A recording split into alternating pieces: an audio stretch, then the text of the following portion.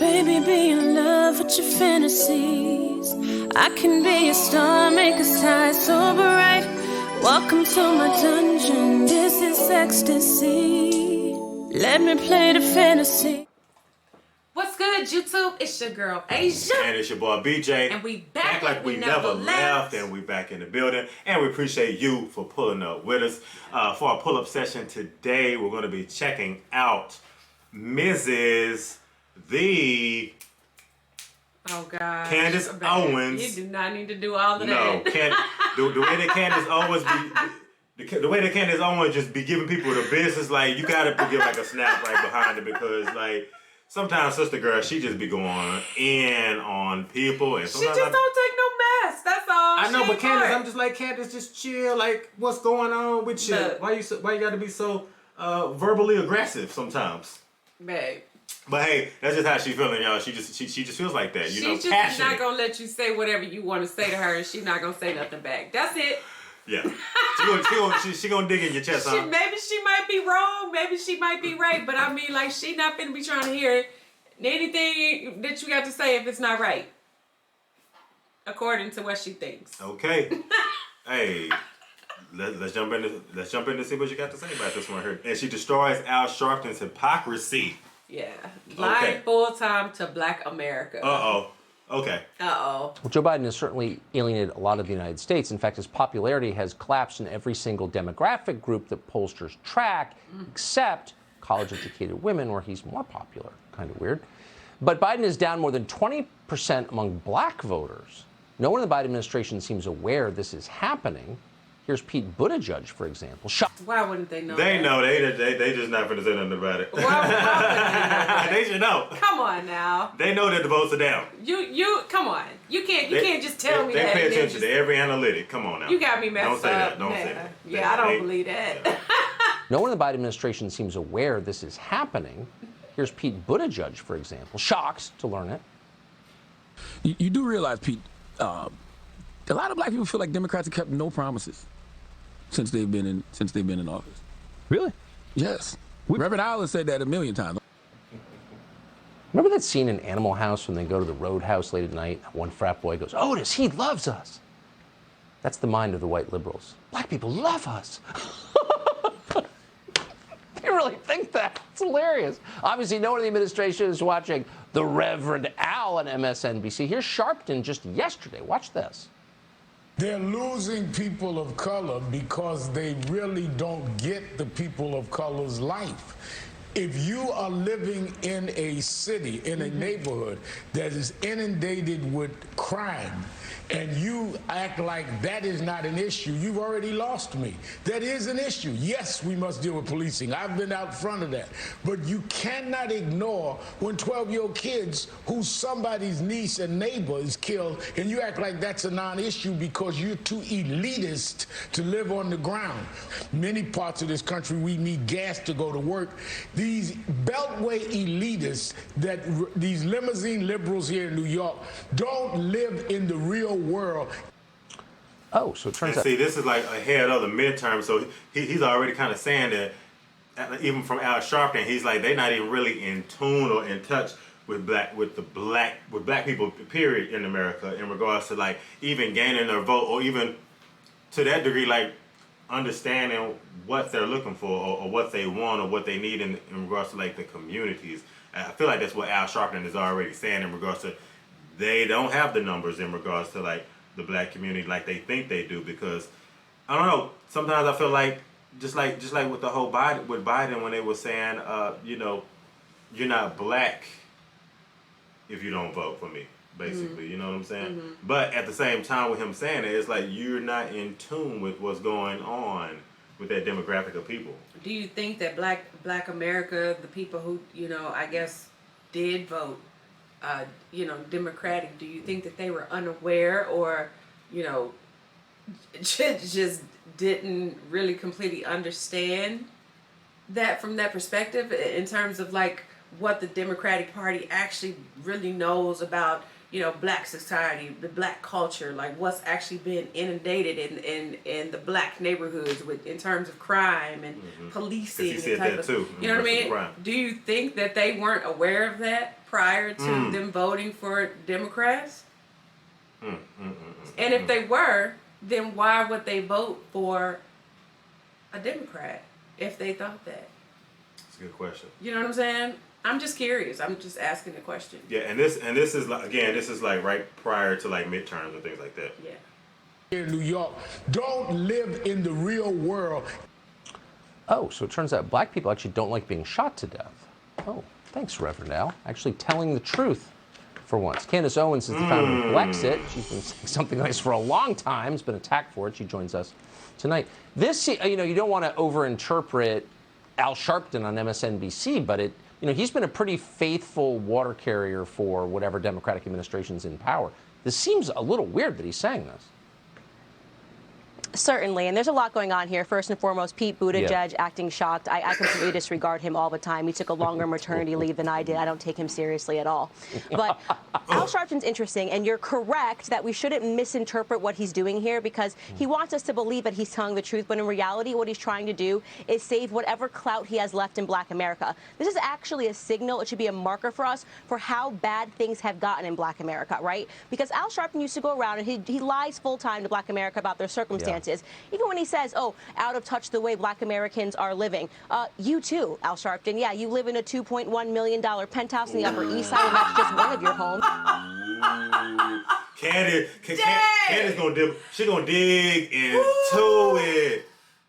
She almost sent her saying that even Al Sharpton is out of tune with the black community. That's what I'm asking that question for. Right. Don't you think that they would know that they would have some type of awareness to that for him to make that type of comment to say that they don't even know what's going on? Well, wouldn't you think that they wouldn't know that if that were the case? I can sit here and say for somebody that lives in that.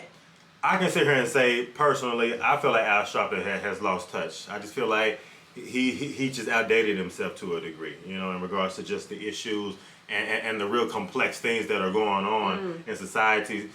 Preferably, like they're talking about right now, like Black America. Like I feel like Al Sharpton lost it a while ago. Yeah. And a bevy of others too.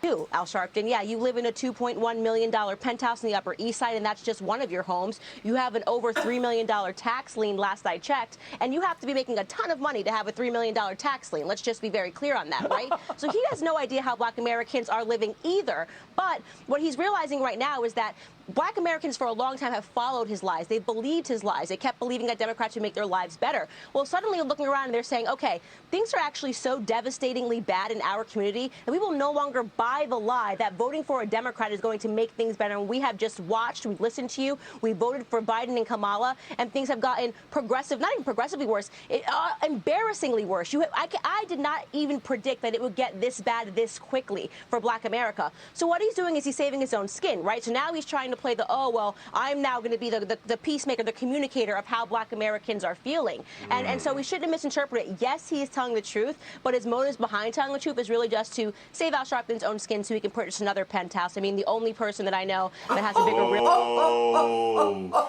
Candace! But you see, though, that's what I mean. Like, if they always go back to, because you've been paid to save yourself for, to hold up what you got left for Black America. Like, it's like, come on. Don't they all get on TV? Aren't they all paid to be here? Regardless what network they're on. For, they're to be there in regards to just whatever their agenda is. I mean, because if you think about when you talk about agenda, you think, okay, well, Candace is here talking about this, and not saying that this is her agenda. This is what she's here to do. She's talking about what she's, in regards to like what her personal commentary is to this. But it's just like, is there an agenda for her? And then now she's saying that there's an agenda for him and what he's doing and what his motive is and why he's making those statements. And it's just like, okay, we might as well be chasing each other's tails at this point because we're just going in circles with it. You know what I mean? Where is it, y'all? Like, where do you find where there's somebody on here legitimately trying to suit the happiness of people? Where's that person? The person that's in pursuit of the happiness of People in general. Like here? that's legitimately, authentically trying to be that person. Yeah, and even with you saying that, like you really, like you said, you have to do your own research and really like dibble and dabble and like really read up in regards to what's going on. Well, but I mean, to her point is, I mean, I don't know. What do you think about what she's saying though? Like, do you think that he's just up here just trying to save himself? I mean, even with Al Sharpton, like I just said a second ago, I just feel like he's been out of the loop in regards to like the real issues and the real things that plague America. Preferably, again, like they said, they're talking about Black America. Like I feel like him as a leader, like he's completely out of touch. I really do. I really do. Especially some of the things that he speaks about and that he talks about. Like even like Black America has almost to a degree has like kind of pushed Al Sharpton to the side to a degree. Why do you think that is? Because I just don't feel like they know what people just feel like they don't think they know. He knows what we need. Like even some of the things that he says, like it just seems like even when him talking about like the BLM, like the Black Matters Black Lives Matters, like just some of the things that he would say, and it just seemed like I'm just like you just out of touch, brother. But on the flip side of that, it just sounds like also Al Sharpton, like he's out for himself as well. Okay. Out for himself and to do for him in a lot of cases. You know what I mean? That's possible. It's very possible. To save Al Sharpton's own skin so he can purchase another penthouse. I mean, the only person that I know that has a bigger real estate empire than Al Sharpton is perhaps Black Lives Matter leaders. But can I just ask you, a lot of the people who lecture us from some high moral pedestal don't pay their taxes, I've noticed. How do you wander around free with a $3 million tax debt? I mean, the rest of us kind of pay our taxes because we're afraid not to. Like, how does he get away with that? Right. He votes Democrat. That's it. I mean, it's pretty simple. If you vote Democrat, you're never held responsible for anything. How is Hunter Biden not in prison based on what's been put in his laptop? I mean, could any other person be doing drugs in a laptop and not be arrested and do the things that he's done regarding prostitution and drugs? No, but you vote Democrat. And if you're willing to vote for Democrats and do their bidding and bring voters to them, you know, they'll look and pretend that you haven't done anything. And so it's sad, but that is the truth of the circumstances. They never have to pay for the things that they do. Yeah, it's discouraging to those of us who pay our taxes. Honestly, it really is. Candace Owens, appreciate your clarity, as always. Thank you. Thank you. Goodness hey, Sean gracious. Hannity here. Hey. Please pay those taxes. Please pay those taxes. She was like, it's simple. Just got me scratching my head.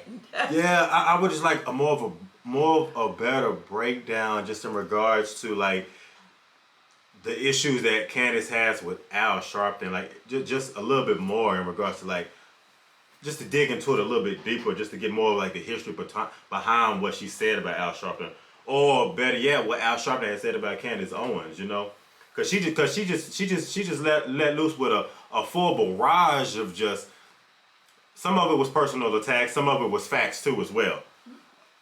I just felt like she is just not having it. Like Candace, she's just not having it. Like when she goes on air and when she goes live and she got that opportunity to say what she got to say. Like I feel like a lot of time, like I don't feel that she says it for shock value. I don't either. I feel like whatever she just speaks her truth. She's speaking at the end of the day. but she does speak facts though. I mean, and I say facts. I mean, at least it sounds like that's what she, because you can't just come up with these numbers. If she went to go look to see if you got a $3 million tax lien, she went digging for that. You know what I mean? Like she just didn't, especially when you putting out personal information about people in general on national television. You cannot go up there and say she couldn't have just made that up if it weren't true. You know what I mean? Absolutely not. Not Absolutely that. No, particularly. That's something that she knows for a fact. Yeah, obviously. so she's like, and that's just one of your homes. For you to stand here and say that you have like, you know, all these issues, or you can tell, or you see what all these issues are in Black America, and you don't even live there. You don't even, but do we know enough history about Al Sharpton to say that what she's saying is incorrect? You know what I mean? Again, like I said, go back, check the track record, you know what I mean, and see if the track record stands the test of time. Because I mean, everybody's had blemishes here and there in regards to like their political career. But like I said, that's generally what you're gonna have to do is just check the track record and see exactly the things that he's done. And I feel like Al Sharpton for a very long time, like he was aligned with like the Black community and Black America, but somewhere and I just feel like he got lost in the sauce. That's just how I feel personally. You know what I mean? Yeah. This has nothing to do with anything else. But even before watching this video, I've always felt like that Al Sharpton had just lost touch. You know what I mean? I'd be curious to hear. I feel like he's not even in the real fight. Yeah, like he just feel like he just seceded and he's just out to this kind of a great spokesperson. Right. You know what I mean? Right. And not to mention that you are a black spokesperson, so and you speak well for the black community. But do you really understand it? Do you really know what it is that you that you represent? And instead of just trying to pander for the Democratic Party, you know. So yeah, there you have it. Yeah. Ooh. This is getting interesting. We're going to have to keep digging. We're going to have to keep going. We're going to have to keep going and going and going and just really get down to the nitty gritty of it, because it's so much to dive into. What do you think about the 20%? Like though, we can keep going forever, yo. We need to do this live, because I feel like I just want to go back and forth and converse and just hear people's opinions and talk to people like right now. Like I just want to know. Like that's why we want to know what they think. What do y'all think about the 20% that she's talking about? Like in terms of like the, you know, Black Americans now they're down 20% and their approval rate, like as far as the black vote, yeah, that's a big percentage of people. Why do you? And if that weren't the case, like what is the true number and why? Yeah. You know what I mean? Right. Why has that changed so much since then? Like and see this was around like midterms and things of that nature, so. It gives you a good idea that once the campaign and everything started, why they were doing what they were doing in relation to, you know, going to certain outlets to speak to like the black community. Yeah. You know what I mean? Yeah. So it kind of breaks a little bit of that down. You know, you can kind of see with them being down 20%. Okay, where did they go from here? Yeah. And so you kind of had an idea of where they kind of went in regards to like this past election. You know. Yeah. All right. Well, y'all let us know. Y'all tap in. Let us know your thoughts down below in the comment section. Make sure you smash that notification bell. Y'all join the family. And if ain't nobody else told you, we love you. And we're going to see y'all in the next video, y'all. Appreciate y'all for tuning in. Yeah. Bye.